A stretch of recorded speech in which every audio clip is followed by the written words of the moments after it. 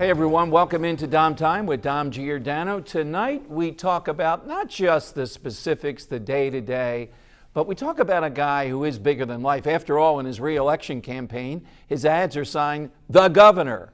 Not any governor, but the big guy. The guy that makes news when he gets surgery, weight loss surgery. The guy who makes news when he has a bromance with President Obama. The guy who doesn't come on my radio show anymore because of the last shootout that I had with him. Everybody in New Jersey, and maybe across the country, ultimately will have a shootout with Governor Chris Christie. We talk about Christie tonight. We'd love to take your calls. And in helping me do this, we have with us the president of JRS Strategies, Jason Springer, member of the South Jersey Young Democrats and former communications director for the New Jersey Democratic Party. So certainly you're like other Democrats here in New Jersey, right? Falling all over and gushing. I think the mayor of Union City, which seems to be one of the capitals of the Democrats in New Jersey, was out there endorsing Christie in the last couple of days. Well, don't worry, the governor's not taking my phone calls either at this time, so have no fear. But what do you make of that? Is that just an overlay of Sandy or? I think that everybody has to make the decision for themselves, and as mayors and elected officials, they'll decide for themselves why they have to make the I'm asking you overall though, Jason, it's obvious that in this bluest of blue states, or one of the bluest states, that Christie, at least at this point, has widespread Democratic support.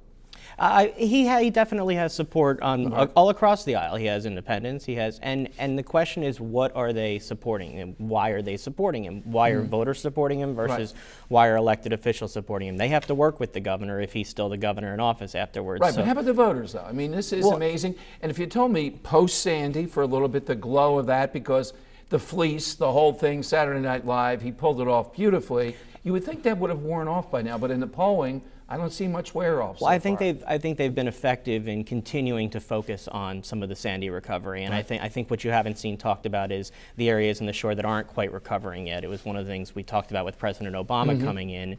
While I certainly want to see my leaders there and making sure that New Jersey is open for business, at the same time we have to remember that not everybody is recovering yet. You still have people out of their homes. You still have people struggling, and so there is a full story to tell. I always joke with people that Chris Christie was a prosecutor.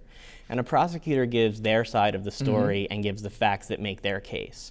And in terms of the governor's race and in terms of what Democrats do, they have to give the other side of the case. They have to say, here's the story that Chris Christie isn't telling you about what's going on in New Jersey. You may enjoy the show and the facts that he's giving you, but there's a conflicting, contrary argument, and that's the responsibility of Democrats. Well, so is your argument then that Barbara Blono, who's been on my show and is the candidate, I see her problem is she's old school. She's associated with John Corzine, those failed policies. What's different about it? That's the thing I find interesting. You know, the Christie campaign is going to say that, you know, she's with John Corzine and she's responsible for the problems of the state, yet at the same time, they're not going to take responsibility for the things that have happened on his watch. Right. So you can't have it both ways. But Either you blame her for the past. let me put a point on it for viewers, though, Jason.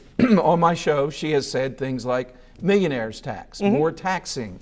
Doing that, is that just the castor oil? I mean, that's... People in Jersey don't want to go back to hearing about millionaires. There's a question about philosophy, and that's a fundamental discussion throughout the party and across both parties. And the senator will articulate what her vision is.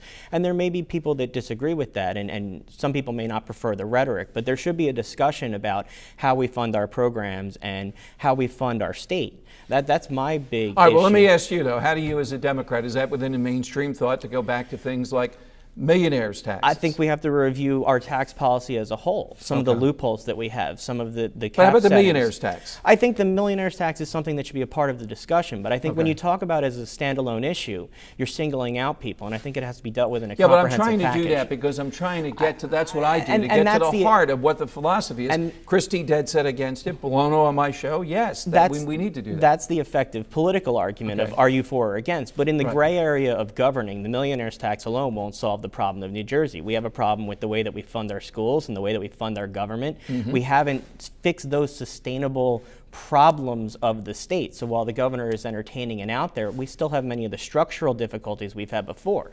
People can talk about the millionaires tax as a piece to solving that problem, but if you look at the overall problems facing our state, that's not a one-shot solution. We have larger problems than that. Yeah, but I think that people think, and even I, as critical as I am of the governor on the opposite side of you, have to say he appears to have tightened things up. They believe that The ledger is balancing. He's done a good job in a short period of time. What's the argument against that? First, we still have many of the same structural deficit and debt problems that we had before. Democrats do it. That's not Christie. Nobody's hands are clean in this. But the interesting thing that I find is the governor always wants to say it's the Democrats and the Corzine Democrats and not take any responsibility. Everybody is involved in the governing here. Everybody has made the decision. So if you're going to blame the Democrats, then you need to take some responsibility for the role that you had too in either fixing it or not. Now, the governor's going to go around the state and say he didn't raise taxes. He's going to say at the state level, I didn't raise taxes. But at your local level, when you've seen municipal aid cut and funding cut and things shifted where now you have school service fees, you have people paying more at the local level. I saw a study where property taxes are up 20% on the local level. When people are saying at the local level, cut there too. Well, and eventually there is no more to cut. And so you have to change the way that you fund when you run out of things to cut. And so it's a good talking point for the governor to say he hasn't raised taxes, but taxes have gone up on the working families of New Jersey. You know, if you take away the earned income tax credit, if you take away parts of the property tax rebate, taxpayers and homeowners are paying more. You can say you're not responsible for that because you didn't do it at the state level, but ultimately the decisions that you made at the top have trickled down to the bottom. And now the people at the bottom who are paying the end bill have to make decisions. So if you're a parent with a child in schools and they've cut state aid, and now the school district has you paying to participate in fees, you're still paying more to live in the state. You're paying that same amount. It's just the governor says that he didn't tax you for it. All right. We'd love to take your calls tonight, too. And it's not any one issue with Governor Christie. We want to talk about him both at the state level and the national level because this guy is bigger than life. Is it just a show, or has he really done things that have moved New Jersey forward? We'll take your calls next, and we'll talk with Jason Springer here on DomTime.